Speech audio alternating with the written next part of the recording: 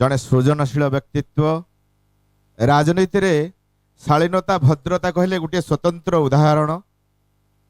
दुई थर निमापड़ा ब्लॉक र सभापति श्रीयुक्त शंकर भाई अनुरोध करी मंच को आसी शेषोत्तीचरण प्रदान करेंगे। यही सभार सम्मानस्पद सभापति महोदय, मोर सम्मुखें उपस्थित समस्त वयोज्येष्ठ गुरुजन मुरबी विद्वान,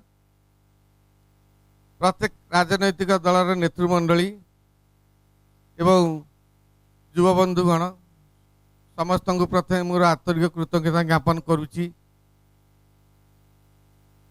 आज जो महान व्यक्तित्व ये अश्लील श्रद्धांजलि सभा अनुष्ठित होती, आमे समस्ते तांको सहित मिशिचे, तांकर जो सृजनशीलता एवं सहनशीलता रे आम मानक से किणी नहीं थिले, तांको सम्मान जणाइबा पई आमे आज समस्ते एठी एकत्रित होइछे।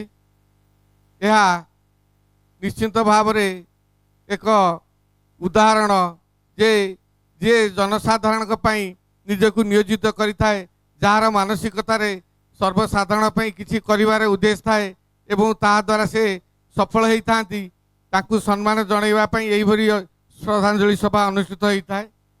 सेही भली कार्यक्रम रे आज जगन्नाथ ओझा महोदय को आमे एठी ताकू सम्मान जणाइ एकत्रित होइछे एवं एही हंसपड़ा बा चहरपदा निमापड़ा रे मध्य जगन्नाथ ओझा नाम रे तांकर व्यक्तित्व परिचित स्वतंत्र भाव में अच्छी। एणु आज जो भली भाव में से यही गाँव में तांकर प्रतिष्ठा लाभ करिसेंती, से सहनशीलता हो बा निजर साहसिकता हो, राजनीतिक क्षेत्र में हो, जेकोसी क्षेत्र में हो, समस्त को सहयोग करी आज तांकर नाम प्रतिपादित करि पारिसेंती। सेतिपई आज आमे समस्त एठी एकत्रित होइछे। मु जगतरनाथ जगन्नाथ निकट में प्रार्थना करी तांका आत्मार सद्गति एवं जगन्नाथ तांका परिवार को साहस दियंतु, शक्ति दियंतु, से जो भली भाव में तांकर मुख्य मुरबी को हरई जो भली भाव दुर्बल न हुअंती, सेतिपई तांकर चला पथरे पुष्पवृष्टि करंतु। एति कही रहउची। ओम शांति।